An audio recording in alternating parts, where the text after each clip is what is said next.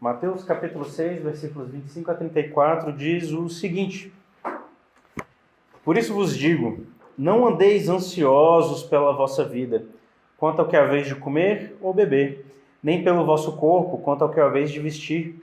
Não é a vida mais do que o alimento, e o corpo mais do que as vestes?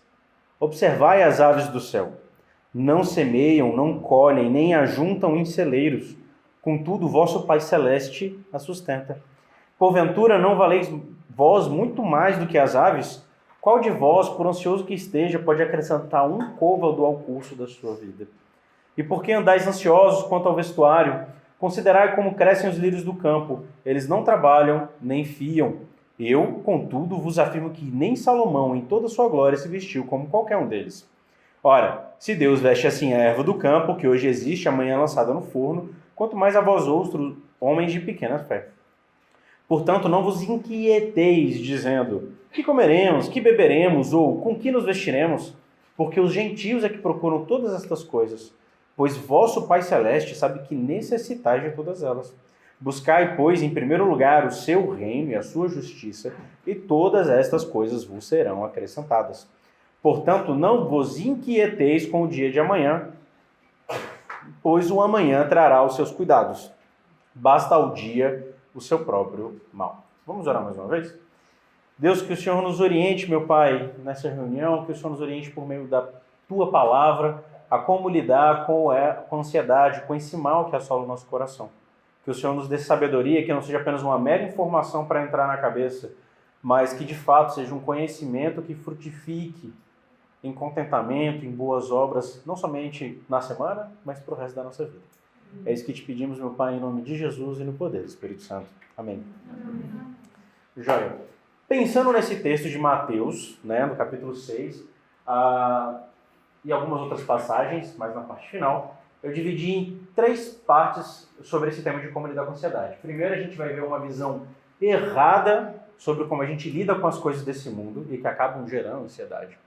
Uma visão correta que Jesus vai mostrar àqueles que estão escutando o Sermão do Monte sobre como lidar com as coisas do mundo e então não ser ansiosos.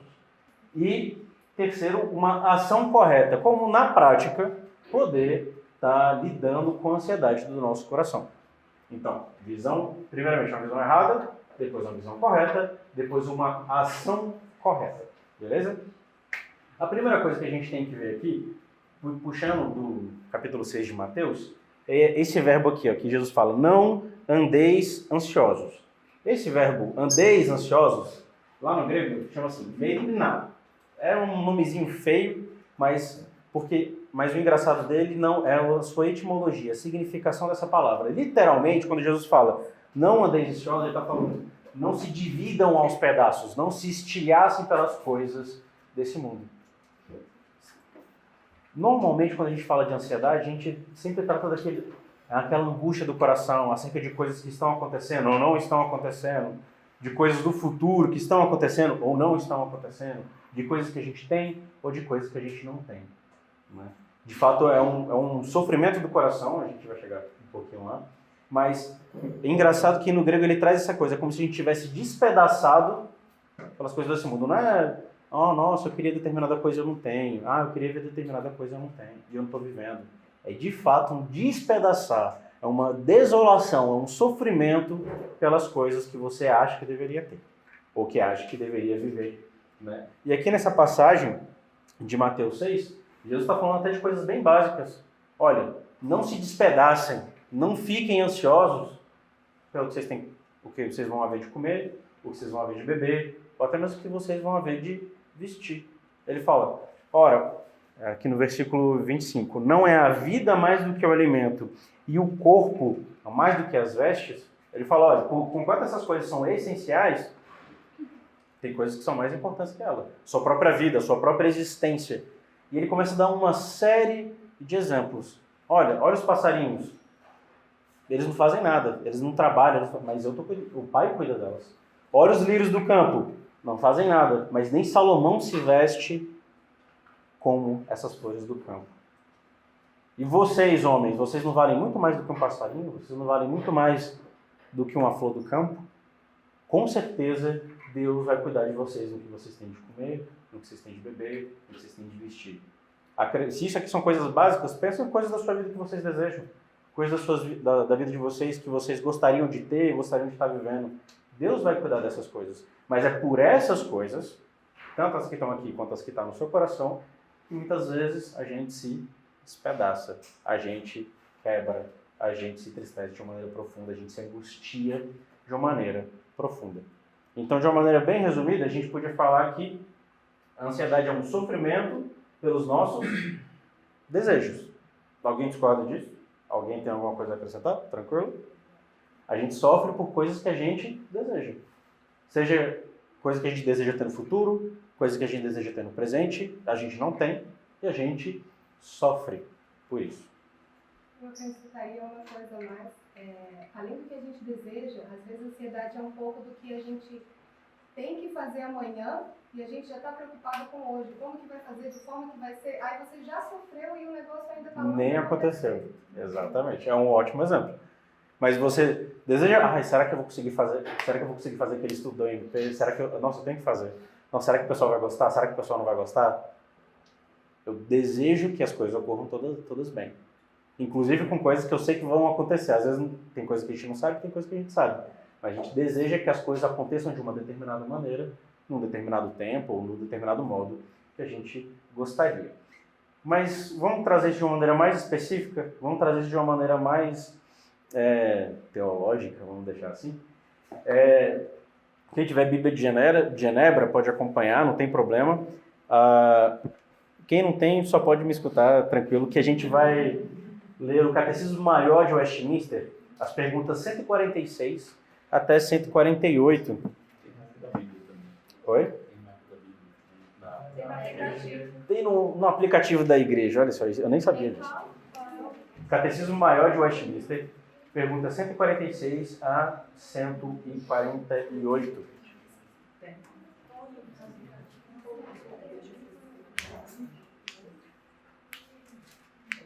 Se não tiver, não tem problema, tem aqui, a gente vai seguindo. Mas, ó, Catecismo Maior de Westminster. No aplicativo. O Marcos que fala do aplicativo. Para acessar o Catecismo Maior de Westminster, lá no aplicativo Redenção Igreja, clique depois em Documentos. Após clicar em Documentos, você verá na parte inferior do aplicativo Catecismo Maior de Westminster. Clique nele. Após carregar, Só pode botar igual assim. Muito obrigado, Marcos, pelo tutorial do aplicativo. Não, pode ser mais. Deixa eu ver. Não, ó, pergunta 146 a 148 diz assim: qual é o 10º mandamento? O 10º mandamento é: não cobiçarás a casa do teu próximo, não desejarás a sua mulher, nem o seu servo, nem a sua serva, nem o seu boi, nem o seu jumento, nem coisa alguma que lhe pertença. Pergunta 147 diz assim: quais são os deveres exigidos no 10º mandamento? Os deveres exigidos no 10º mandamento são um pleno contentamento com a nossa condição e uma disposição caridosa da alma para com o nosso próximo, de modo que todos os nossos desejos e afetos relativos a ele se inclinem para o seu bem e promovam o mesmo. Quais são os pecados proibidos no 10º mandamento? Os pecados proibidos no 10º mandamento são o descontentamento com o nosso estado, a inveja e a tristeza pelo bem de nosso próximo, juntamente com todos os desejos e afetos desordenados para com qualquer coisa que lhe pertença. Então, quando aqui no Catecismo fala do 10º mandamento, de não cobiçar as coisas do próximo, né? Ele fala, como que se cumpre esse mandamento? Uma coisa muito interessante que ele fala, um total contentamento com as coisas que você tem. Se o pecado é você cobiçar algo que você não tem, então a maneira de você obedecer é você ficar contente em seu coração com as coisas que Deus tem lhe dado. E ele vai falar, então qual que é o pecado do 10º mandamento? Uma das coisas que ele fala aqui, então, que é o descontentamento do coração com a nossa atual condição. Então, juntando isso nessa questão da ansiedade, eu poderia falar que a ansiedade é um afeto desordenado, para usar a linguagem do catecismo, pela nossa cobiça. Nós cobiçamos, não é apenas um mero desejo. Ah, eu quero me formar na minha faculdade. Ah, eu quero casar antes dos 30, ou coisa do gênero. Quem passou dos 30, depois dos 30, não tem problema. Estou dando exemplos reais. Né? Reais.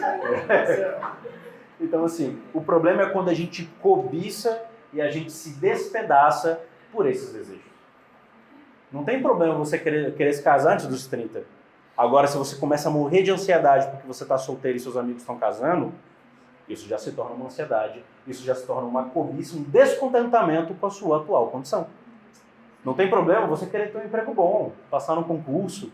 Agora, se você se angustia no seu coração, e isso acaba gerando outros pecados. Às vezes você angustia no coração porque você tem que passar naquele concurso, você tem que ganhar aquele dinheiro, e você começa a brigar com seus amigos, porque eles te chamam para as coisas e você está focado no estudo. E você começa a ter verdadeiras brigas com as pessoas próximas a você. Porque, no final das contas, você tem que estudar.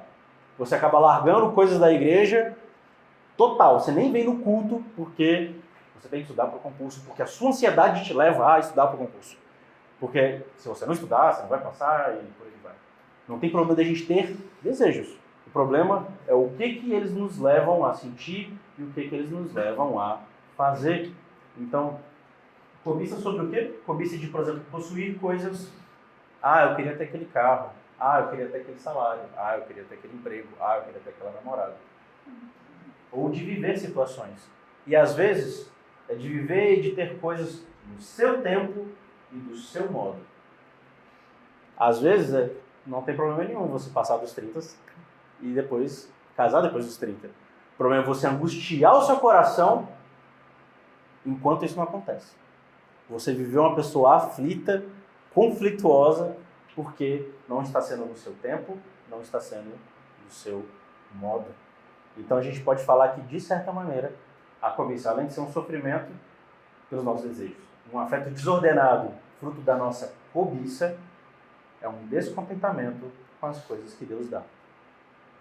Porque, vamos pensar o seguinte, você vive o que vive hoje, adiantando até um pouquinho lá na frente, porque você conseguiu com sua própria mão? Ou porque você não conseguiu com sua própria mão? Não, é porque Deus deu para você. Hoje você é casado porque Deus quis, você é solteiro porque Deus quis, você está na faculdade porque Deus quis, você está no ensino médio porque você quis, ou porque Deus quis.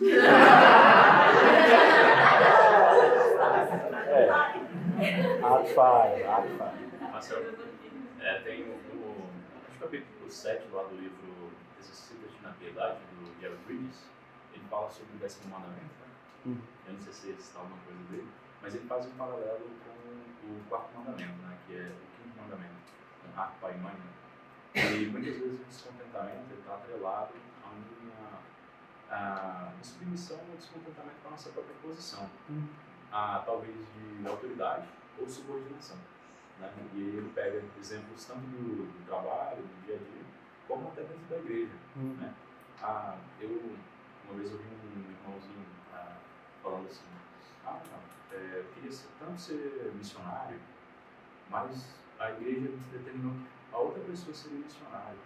Eu estou tão triste com isso aí, eu vou largar os meus ministérios da igreja e tal, não vou participar mais.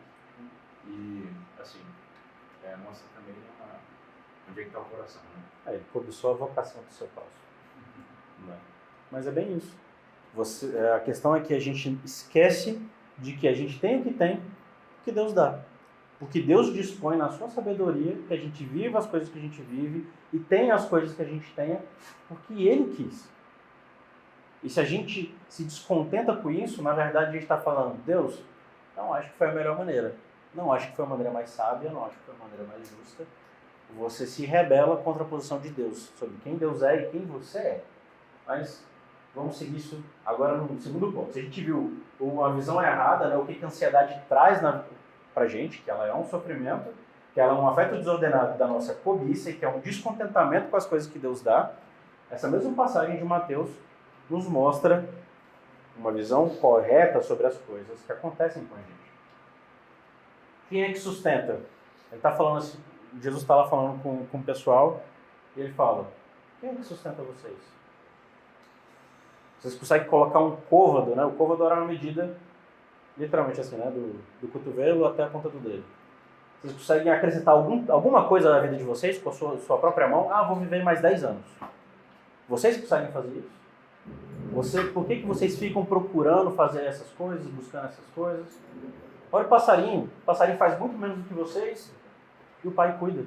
Olha as flores, fazem nada e Deus cuida. Se veste com glória que nem Salomão tinha. Quem é que sustenta vocês? Por que vocês estão andando ansiosos? A resposta de Jesus para as pessoas que estavam ansiosas, se despedaçando no seu interior, é lembrar primeiramente quem é que sustenta, quem é que governa todas as coisas. Não é o homem. Quem governa as aves, quem cuida dos lírios, quem cuida dos homens, é o próprio Deus. E a pergunta número 11 do breve Catecismo de Westminster tem uma explicação bem resumida, bem legal, sobre o assunto, sobre a providência de Deus. Diz assim, na pergunta 11 do breve Catecismo: quais são as obras da providência de Deus? As obras da providência de Deus são a sua maneira muito santa, sábia e poderosa de preservar e governar todas as suas criaturas e todas as ações delas. Esse é o nosso Deus, que governa todas as suas criaturas de uma maneira santa, de uma maneira sábia e de uma maneira poderosa. Ao passo que a gente se descontenta com Deus que nos dá as coisas do jeito dele, no tempo dele, do modo dele, a gente está falando literalmente para Deus: o jeito que você fez não é o mais santo. Não corrobora para a minha santidade. O jeito que você fez não foi a maneira mais sábia. O jeito que você fez não foi a maneira mais poderosa. Você podia ter feito muito melhor na minha vida. Quando a gente se descontenta, quando a gente fica ansioso, quando a gente se despedaça, é literalmente isso que acontece. A gente fica descontente com a nossa posição de criatura e de Deus como Criador.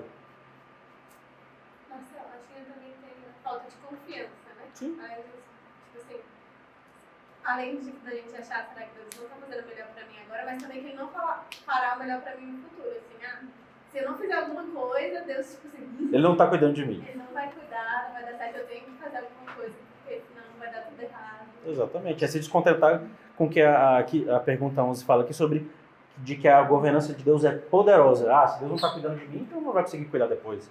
Eu tenho que me virar aqui. Eu tenho que fazer do meu jeito. Não, mas e a Bíblia fala, não quero saber de Bíblia não, vou fazer do meu jeito. Deus não está cuidando, Deus não está fazendo.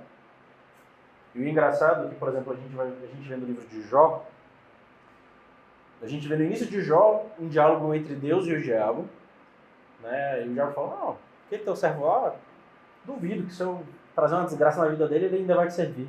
Deus, então faz, tira. Matou todos os filhos, matou todo o gado, destruiu tudo. E aí ele estava lá feio. Aí o diabo, duvido que se eu matar, dar uma chaga nele e tal, Deus, então põe, só não mata. Mostrando a soberania de Deus, inclusive sobre as ações ruins, né? Até do próprio Satanás. E aí ele vai lá e dá as chagas e tudo mais. No início, o que Jó fala? Né? Até tem uma passagem aqui que a gente vai citar. O Senhor deu, o Senhor tirou.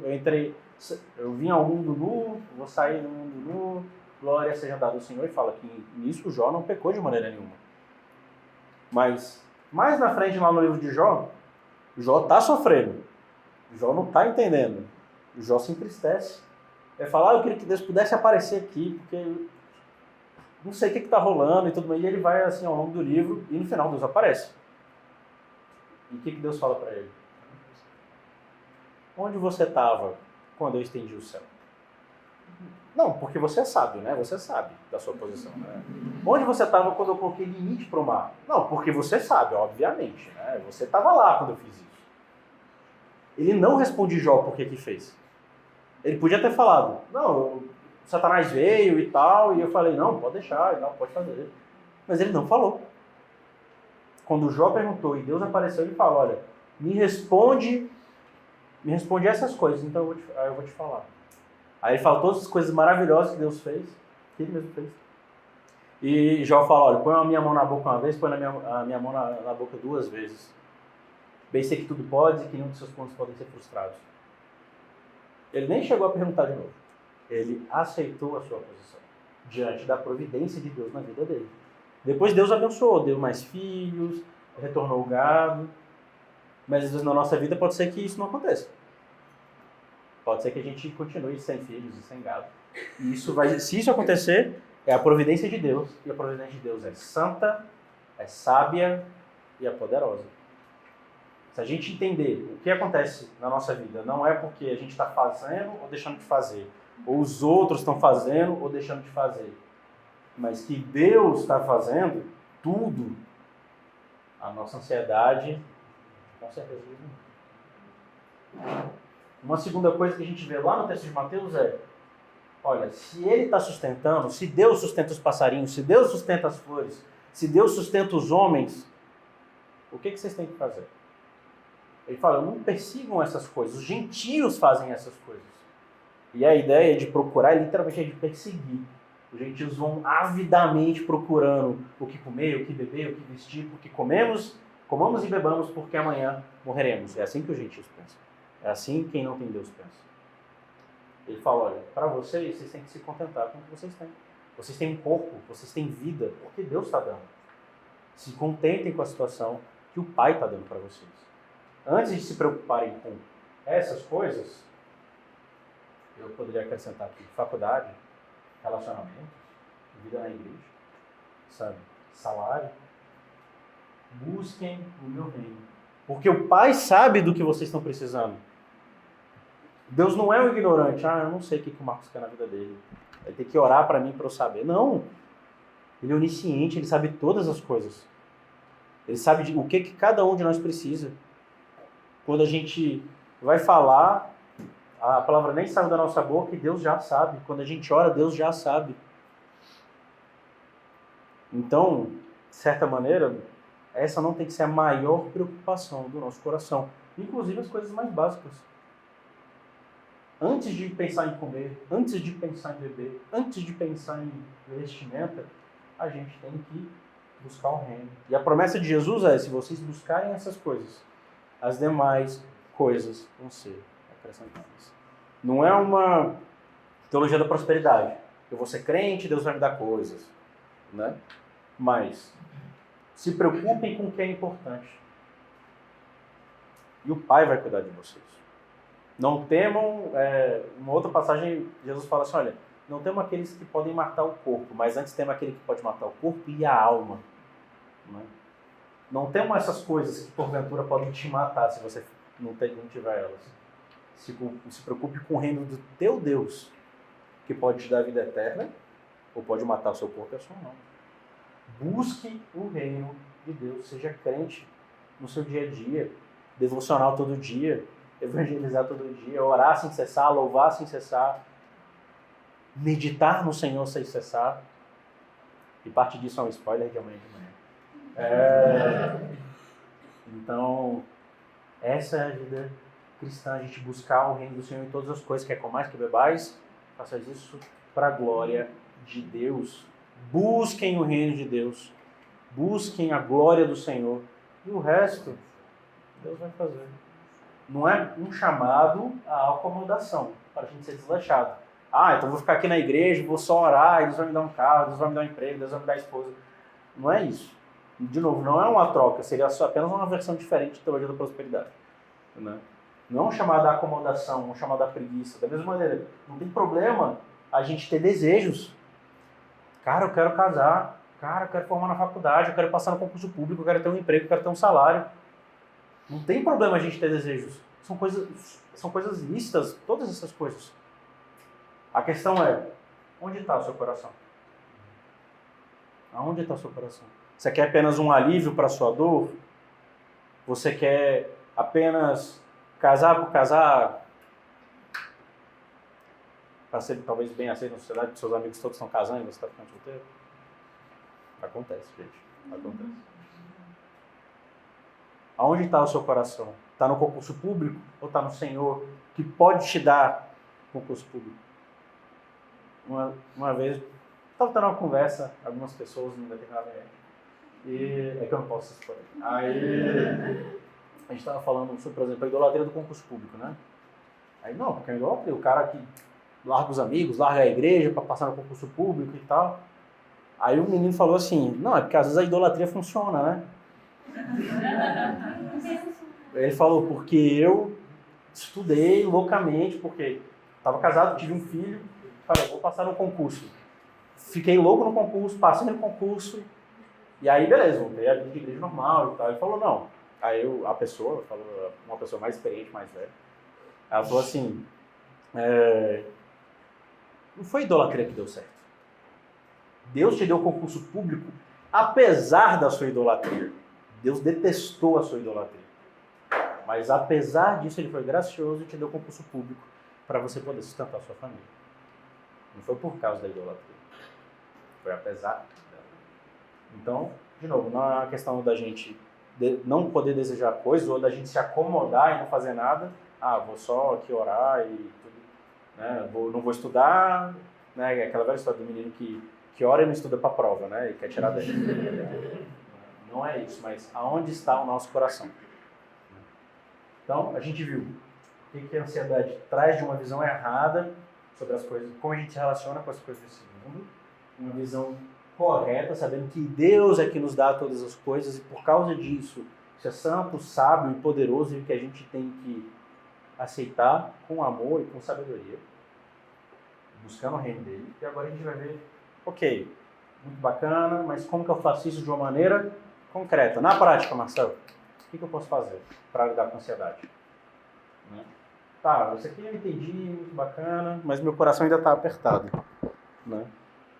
Olha, o que eu vou falar aqui não quer dizer que isso é uma receita mágica, que você vai fazer isso e vai imediatamente sumir do seu coração. Mas se você fizer isso, com certeza o Senhor vai lhe dar graça e você vai estar combatendo esse tipo de coisa. Você vai estar se contentando mais com Deus, tirando esse descontentamento do coração. Tá? A primeira coisa, que não deu muito espaço, eu coloquei aqui, avalie o seu coração. Quando eu digo coração aqui, não é como a gente chama coração hoje normalmente, né? As nossas emoções, tão somente. Né? Porque hoje em dia no mundo moderno, né? Meu coração, minhas emoções, o que importa é o que eu sinto e pronto, acabou. Né? O conceito bíblico de coração é muito maior que isso. Ele diz respeito, vamos dizer, ao homem interior. Né? A tudo que é interno, né? Não físico. Então, diz em relação às nossas emoções? Sim. Mas as nossas vontades, a nossa racionalidade, a nossa crença, tudo o que envolve o nosso homem interior, o que a Bíblia vai chamar de coração.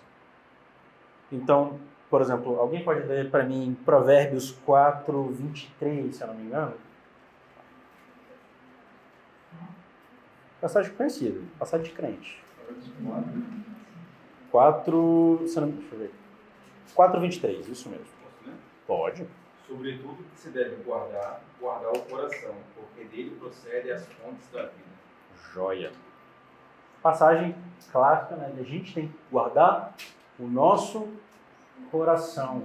Lembrando que o coração é muito mais do que os nossos sentimentos, né? Mas como que a gente vai fazer isso? Como que eu vou guardar meu coração? Como que eu vou proteger meu coração da ansiedade, de eu me despedaçar por dentro? A gente tem que entender, a gente tem que esmiuçar. Assim como um médico, tem pessoas aqui da área da saúde, né? Tem que ver, por exemplo, tá com um problema no coração físico mesmo. Tem que ver o coração, tem que fazer exame para ver o que está acontecendo. A pessoa está tendo determinados sintomas, tem que fazer uma raio-x, ressonância, exame de sangue, enfim, para ver os sintomas que estão acontecendo, para então você poder dar um medicamento ou fazer um procedimento que seja de acordo. E de uma maneira bem resumida, né? Porque esse assunto dá para mais médico. Pense o seguinte: os nossos desejos, eles estão sustentados. Não ficou bem um desenho bom, né? Quem está na classe de categoria sabe que eu não sou o melhor desenhista. Os nossos desejos, eles estão sustentados pelas nossas crenças. O que nós pressupomos que seja verdade vai moldar a forma como a gente deseja as coisas. Então, por exemplo, às vezes a gente pode ter uma pressuposição errada, uma crença errada, ainda que a gente tenha um desejo correto. E isso causa ansiedade no nosso coração. Por exemplo, deixa eu pegar aqui minha colinha. Por exemplo, você pode ter um desejo que é lícito de quero namorar. É lícito você querer namorar. arrumar alguém para você encaminhar para o casamento. Agora pode ter uma crença errada. Eu tenho que namorar, mas eu tenho que namorar agora. Se eu não namorar agora, eu vou passar do ponto, ninguém vai me querer, entendeu? Essa é uma crença errada. Se hoje você está solteira, é porque o Senhor assim aprove, na sua sabedoria, na sua bondade, no seu poder, te deixar solteiro neste momento. Eu faço uma pergunta para qualquer um de vocês, não precisam responder. Quem de vocês não olha para trás, por mais que vocês vejam seus erros crassos da vida de Deus, e fala, a mão de Deus não estava lá, Deus não me guiou? A gente pode ver que em todas as coisas da nossa vida, Deus estava lá e Deus estava nos guiando. Mas às vezes a gente quer apressar as coisas. Ah não, eu quero namorar, isso é um desejo lícito. Mas você tem uma crença errada. Eu tenho que namorar, mas eu tenho que namorar agora. Se não for agora, não. Onde na Bíblia fala isso? Namore, até antes, casa antes dos 30. Não fala isso. Às vezes tem um objetivo, é como se fosse assim, um desejo, um objetivo que a pessoa quer atingir, né? Mas o porquê, cara, a crença mais analítico revela que ela tem uma crença errada, né? Por exemplo, sei lá, eu quero ganhar muito dinheiro. Mas eu quero ganhar muito dinheiro porque eu creio que o dinheiro vai trazer felicidade, estabilidade, alguma virtude que ele em si não pode trazer, né? Então, é lícito eu querer dinheiro, mas eu estou colocando no dinheiro a atribuição por aquela virtude. É um ótimo exemplo também.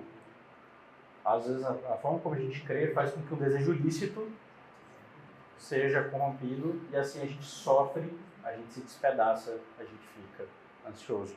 Um outro exemplo, às vezes a gente tem uma crença correta e com isso gerar um desejo errado. Então, por exemplo, eu tenho que ser um bom aluno, eu tenho que ser um bom trabalhador. É uma crença correta.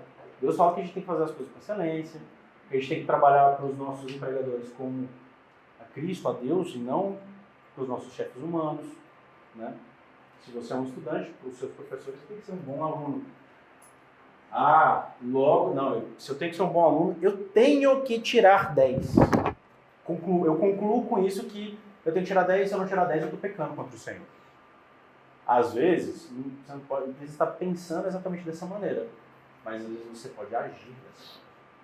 Esses desejos e essas crenças nem sempre estão óbvias na nossa cabeça. Nem sempre estão, nossa, eu sei que eu desejo tirar 10, mas você fica ansiosa antes da prova, fica louco, estudando, não sei o quê, briga com escambau, porque você tem que estudar, porque na sua cabeça não entra, eu tenho que dar o meu máximo, e aí, porque na sua cabeça, mesmo que você não perceba, você quer estar tirando 10. Por quê? Sim. Obviamente, Deus quer que a gente seja o melhor aluno, mas não necessariamente isso quer dizer que você vai tirar 10. E que se você não tirar 10, você está pecando. Ou às vezes você vê lá o resultado, que droga, não serve para nada, eu não tiro 10. Tá com 9,5. Tá com 9,5, a galera lá tirando 3, aí eu quero com 9,5. E às vezes, isso, por exemplo, esse exemplo, a pessoa começa a se depreciar. Eu não presto, eu não sirvo. Tirei 9,5. Gente, isso acontece. Pode não ser com nota, pode ser com uma coisa numérica, mas... Pensa, eu dou exemplo do relacionamento que todo mundo gosta, todo mundo ri, né? Um casamento antes dos 30, não presta pra ninguém me quer. Você começa, por causa da sua ansiedade em querer tirar uma nota boa, em querer ter um relacionamento, às vezes isso cria e gera outros pecados, gera outras formas erradas de ver a realidade e às vezes vira uma bola de neve. Quando você menos vê, você está se isolando das pessoas, você acha que nem o próprio Deus é capaz de resolver a sua situação. Porque você é ruim demais, porque você é pecador demais. Tudo isso porque às vezes você tem crenças erradas, você tem desejos errados. Às vezes tem outros exemplos também. Você pode ter uma crença correta, um desejo correto, você lida isso de uma maneira errada. Isso pode gerar ansiedade, peculiaridade. É uma forma bem simples de você poder estar analisando o seu coração, nas situações do seu dia a dia. Uma segunda coisa é ore. Gente, oração é uma coisa dos crentes, a gente esquece. Né? Alguém pode ler para mim Filipenses capítulo 4, versículos 6 e 7. Esse de Jó, apesar de enigmático, é capítulo 1, versículos 21 e 22. Quem achou pode ler. E alguém lê para mim 1 Pedro 5, 6 e 7. Filipenses 4, 6. Não andeis ansiosos de coisa alguma, em tudo, porém, sejam conhecidas diante de Deus as vossas petições, pela oração e pela súplica com ações de graças. E a... 7 também? E a paz de Deus, que excede todo o entendimento, guardará o vosso coração e a vossa mente em Cristo Jesus. Joia. Alguém lê para mim Jó, capítulo 1, versículos 21 e 22.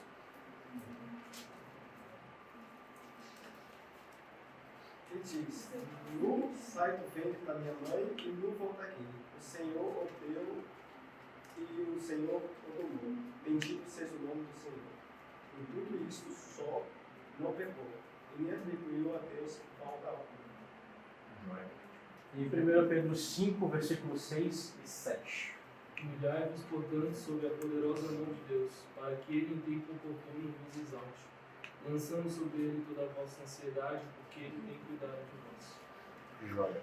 Nessas 3 passagens, a gente vê não somente uma coisa que a gente tem que fazer, mas isso, na verdade, é um resultado de uma disposição do nosso coração. A gente tem que orar. Filipenses fala: ore a Deus, não andeis ansiosos. Jó, capítulo 1, versículo 21 e 22.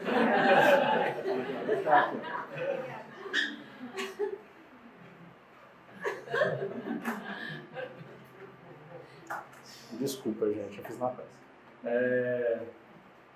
Filipenses, ele fala o seguinte, né? Ele fala: olha, não andeis ansiosos, antes fazei conhecidas a Deus por súplicas e orações as vossas petições. Ele fala: olha, quando você está ansioso, não fica quieto, não fica no seu canto, ou não fica murmurando. Ah, porque não está dando certo minha vida, porque não sei o que. Fazeis conhecidas a Deus. Deus é onisciente, ele sabe, obviamente. Mas no sentido de você se dispor a falar com Deus e falar das coisas que estão atormentando o seu coração. Jó, no livro de Jó, ele falava: cara, eu não sei o que está acontecendo, eu queria que Deus viesse aqui, e eu sei que eu ia perder, mas eu queria que ele viesse falar comigo por que essas coisas estão acontecendo. Jeremias, por exemplo, ele fala: Senhor, eu sei que o Senhor é justo, mas vamos conversar sobre essa tua justiça, porque o negócio está difícil. É lícito a gente colocar os desejos e os sofrimentos do nosso coração diante do Senhor, não irado contra o Senhor, não triste com o Senhor, mas colocar a nossa tristeza diante do Senhor, colocar a nossa indignação diante do Senhor. E a promessa de Filipenses é que fala que a paz de Cristo vai vir no nosso coração, excederá todo entendimento. Gente, é promessa do Senhor. Se você... Tem uma coisa assim que eu aprendi durante a minha vida, é que assim, nas dificuldades que eu tenho na vida, eu não costumo questionar Deus. Eu dizer bem assim: Deus, eu não aceito essa situação, entendeu? Eu determino que eu não faço isso. Mas eu costumo perguntar para mim mesmo, o que será que Deus está me ensinando agora? Onde é que Ele quer me levar com isso? Exatamente. É lícito e é bom a gente pensar: poxa, eu estou aqui nessa situação, por que essas coisas estão acontecendo comigo? Porque Deus me odeia, certeza. Não, Deus é sábio, Deus é bom, Deus é poderoso. E que a gente passa o que a gente passa é porque Ele faz isso da melhor maneira possível. Da melhor maneira possível. O John Piper, ele fala que ele é um calvinista dos 7 pontos. Né? Eu não lembro o 6º, mas o 7º, ele fala o seguinte: que esse é o melhor de todos os mundos. Se tinham 1 milhão infinitas variáveis de como o mundo poderia ser, e Deus escolheu fazer o mundo desse jeito, e Deus é infinitamente bom, Deus é infinitamente sábio, Deus é infinitamente justo, essa é a melhor maneira do mundo acontecer. Então, a situação que você está vivendo, por mais dolorosa, às vezes, sofrida que pode ser, está acontecendo naquele momento da melhor maneira possível. E tudo que a gente passa não é tão somente para que a gente sofra. Deus não é um Deus sádico que quer que a gente sofra por sofrer. Mas às vezes a gente passa por situações difíceis para que a gente possa aprender com Ele. 1 Pedro fala muito sobre provação. Os crentes estavam sendo perseguidos. Ele fala: olha, isso é para provar a vossa fé, para vocês amadurecerem. Ah, mas meu pai morreu, minha irmã foi presa. Isso é para vocês amadurecerem. Ah, mas eu perdi minha casa, Isso é para vocês crescerem na fé. Ah, mas eu perdi meu emprego público no Império Romano. Isso é para que você ame mais a Jesus. Tem uma música que a gente canta pouco aqui na Redenção, mas teve uma vez, acho que foi esse ano que a gente cantou. chama Pedir a Deus. Né? E eu não vou lembrar a letra direita e tal, mas ele fala assim, o eu lírico fala que pediu a Deus, né, graça, amor e tal, e aí fala assim, e Deus fez a minha alma, jogou minha alma no quintal de Satanás, sofrimentos e não sei o que, e eu falei, Deus, por quê? Ele falou, eu respondi sua oração, eu faço isso com todos os filhos que me pedem graça, luz e amor, para que eles possam se encontrar todo em mim. Não nas coisas desse mundo, não nos sofrimentos desse mundo, mas em Jesus. Então, coloque as suas petições diante de Jesus, e a paz de Jesus vai receber todo entendimento, vai preencher os nossos corações. Mas, gente, orar mesmo. A gente pensa que assim, está passando aquela crise em casa, não sei o quê. Senhor, cuida. E, sem fé, sem amor, achando que é uma fórmula mágica. Não é. É um verdadeiro relacionamento com o Senhor, uma verdadeira dependência do Senhor. É o que Pedro vai falar. Ele está falando com jovens. Né? Coloquem a ansiedade de vocês diante do Senhor, porque Ele tem cuidado de vós. Ele já está cuidando de vós. Se humilhem perante Ele. Né? Tem uma passagem, eu não lembro agora, não sei se é Salmo, não sei se é fala, saber que eu sou Deus. Aqueitai-vos de saber que eu sou Deus. Eu acho que é a missão. O que todas essas passagens falam na oração? A disposição do nosso coração em oração. Reconhecer a soberania de Deus. Se tem alguém que pode mudar a nossa vida, é Deus. E se tem alguém que pode deixar a nossa vida do mesmo jeito que está, é o próprio Deus. Mas saber que o que Ele faz é da melhor maneira possível. É para que a gente se encontre totalmente nele, se satisfaça completamente nele. Deus é mais glorificado quando estamos mais satisfeitos nele. A frase do John Piper, que é poderosíssima, eu amo ela. Diga. Isso que você falou me lembrou duas ou três ocasiões, né? Que quando os discípulos foram atrás de Jesus em busca do pão, e Jesus falou para eles, ele próprio é o pão da vida. Então, ele sabe as nossas necessidades, nos dá o que nós precisamos, mas na verdade ele próprio é o que nós precisamos. E ele também compara o reino dos céus com um homem que vende todas as suas propriedades para comprar uma pérola preciosa. Que está no pé. Então, tipo assim, ele é realmente só o que a gente precisa e ao mesmo tempo tudo o que a gente precisa. Exatamente. O que a gente está se dispondo a abdicar para que a gente tenha ao próprio Deus. Só queria fazer um complemento, ligando o que ela falou, que você falou, Moisés, quando foi a ave planejante, né, pegando fogo, Deus falou isso para ele, você falou, calma, eu sou Deus, eu sou todo poderoso. Eu tenho que ser nessa de ansiedade, eu vou te conduzir, eu estou contigo, não vou te lá. Eu sou o que eu sou. Ele é completo, ele é infinito, ele é perfeito, ele é bondoso, ele é amoroso. Eu podia ficar a noite inteira só adjetivando o Senhor e não seria o suficiente. Ele é o que a gente precisa. Ele é o que a gente precisa se satisfazer e reconhecer que Ele é soberano. Você está com o coração ansioso? Você não está conseguindo a nota que precisa? Você não está conseguindo o cônjuge que você quer? Reconheça a soberania de Deus.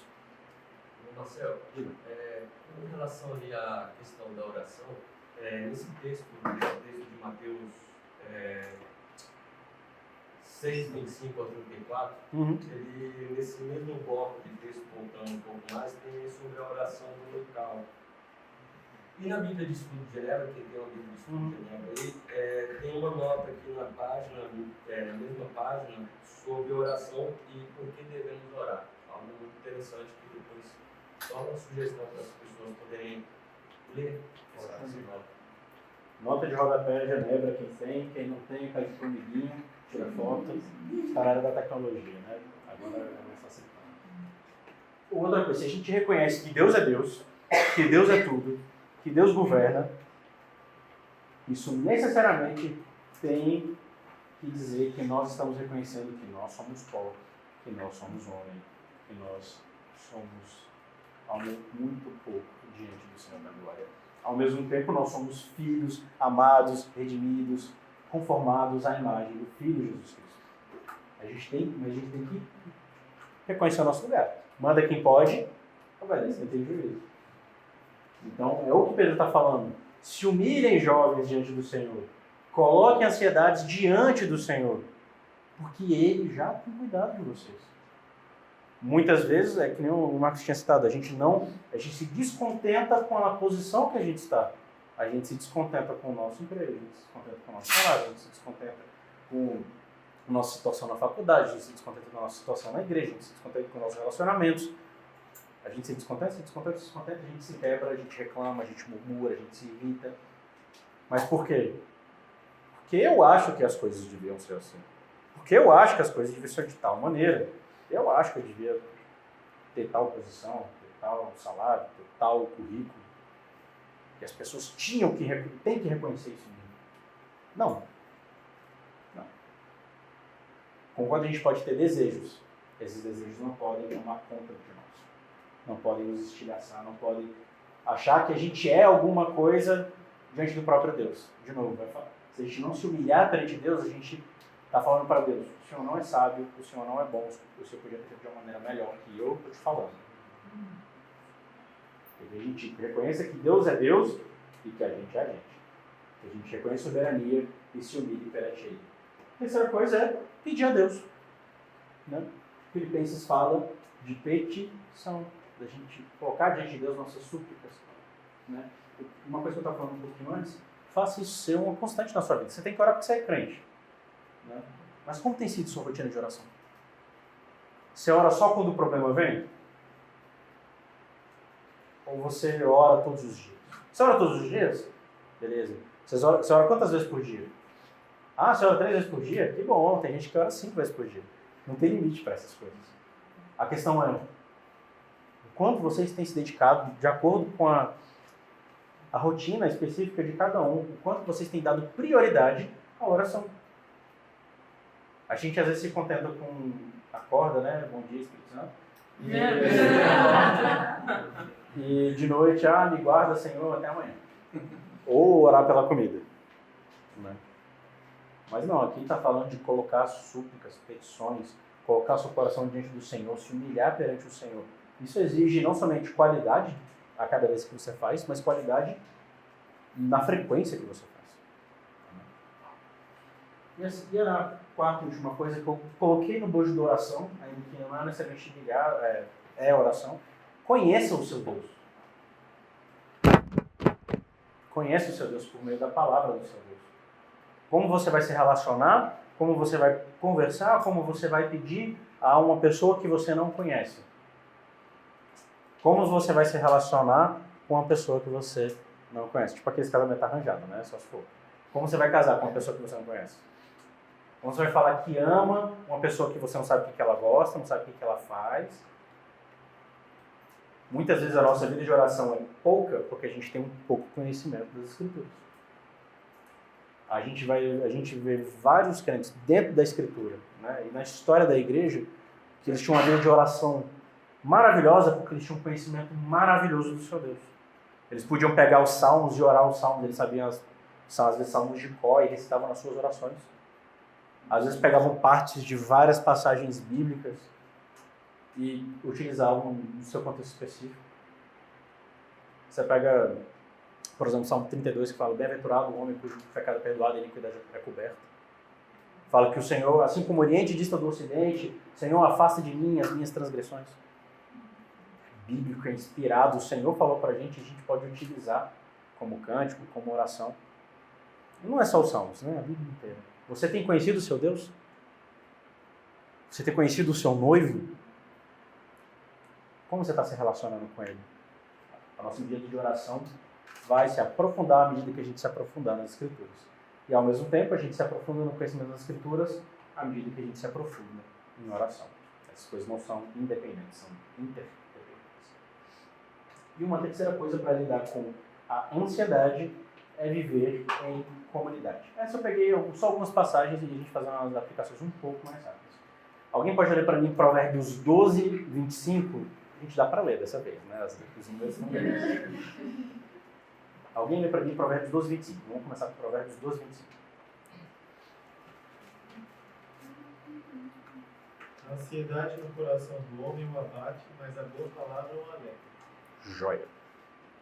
Simplesinho, como várias partes de provérbios, né? A ansiedade do homem o abate. A boa palavra o alegra. Né? Vamos aplicar isso na vida dos crentes, na vida da igreja? A ansiedade do crente o abate. A boa palavra que vem do Evangelho, que tem o conteúdo do Evangelho, alegra o homem, fortalece o homem.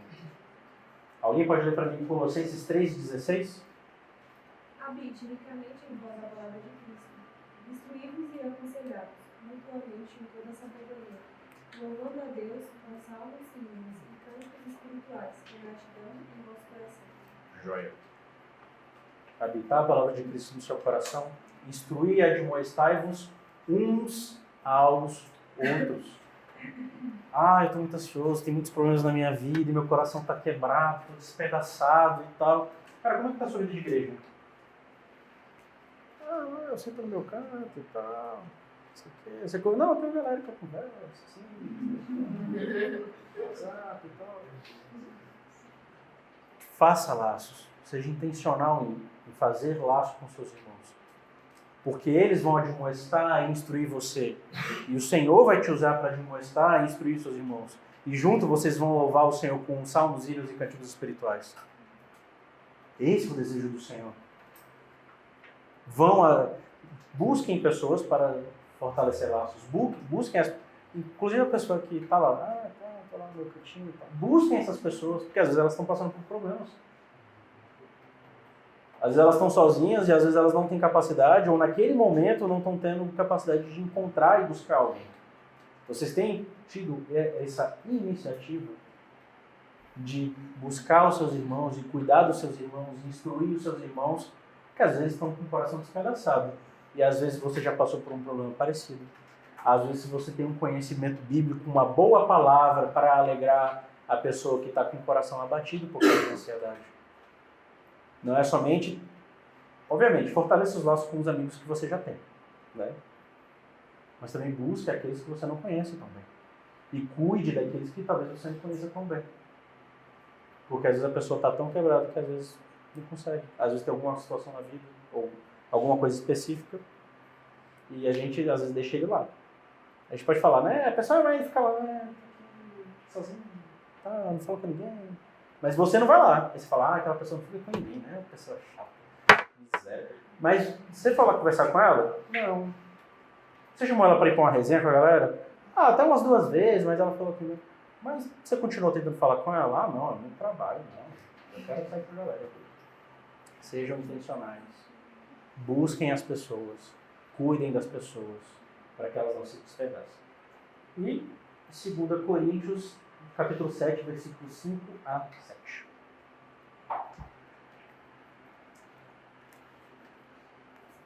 Porque, chegando nós a Macedônia, nenhum alívio tivemos. Pelo contrário, em tudo fomos atribulados, tudo por fora, temores por dentro. Porém, Deus, conforme os abatidos, nos consolou com a chegada de Tito. E não somente com a sua chegada, mas também pelo conforto que recebeu de vós, referindo-vos da vossa saudade, do vosso canto, do vosso zelo por mim, aumentando assim o regozijo. Ótimo. 2 Coríntios, quando a gente chegar lá nas pregações, vai ser joia. Porque, olha só o que ele diz, né? Porque chegando nós a Macedônia, nenhum alívio tivemos. A gente teve um monte de problema, lutas por fora, temores por dentro. Porém, Deus, que conforta os abatidos, nos consolou com a chegada de Tito. E aqui no português, às vezes não vai aparecer tanto, mas no original, a palavra de Deus que conforta os abatidos, nos consolou, é a mesma palavra. O Deus que conforta aqueles que estão abatidos, nos confortou com a chegada de Tito. E ele trouxe notícias de vocês, sabe? E aumentou o meu regozijo diante de vocês. Por causa de vocês. A vida dos irmãos na igreja nos ajuda a sermos confortados, a sermos consolados, a não sermos despedaçados pelas nossas próprias ansiedades.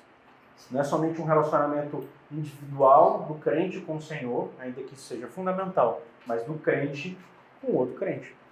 Da igreja com a igreja. Paulo foi consolado com a presença do seu irmão, que trouxe notícias dos irmãos que estavam lá longe. Ele está falando, bagulho tá doido aqui. Tá tendo tribulação, perseguição, os gentios estão correndo atrás da gente, a gente está sofrendo pra caramba, sendo preso. Né? A gente, no capítulo 6, Paulo fala o seguinte, em 2 Coríntios: pelo contrário, em tudo recomendamos a nós mesmos como ministros de Deus, na muita paciência, nas aflições, nas privações, nas angústias, nos açoites, nas prisões, nos tumultos, nos trabalhos, nas vigílias, nos jejuns. Eles passavam muita dificuldade. Mas com a chegada de um irmão, eles foram consolados. 2 Coríntios vai falar de consolo, vai falar de tribulação e de consolo, de fraqueza e de força, várias vezes.